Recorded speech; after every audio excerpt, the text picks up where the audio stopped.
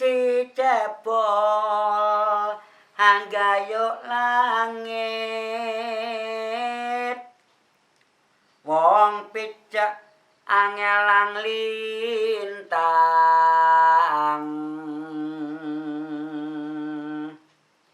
Susuh angin endi nggone Wong kesot ngideri jagat Warangka manjing curiga Wong ngangsu pikulan banyu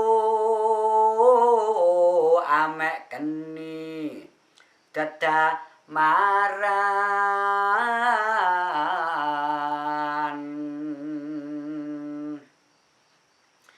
yen saget ngerteni neki Uripe ing alam donya ora nemen sangsarane lan malih kawruh ana tinggalane tiyang kina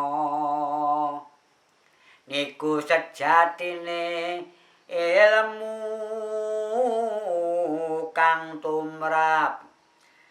ing alam padang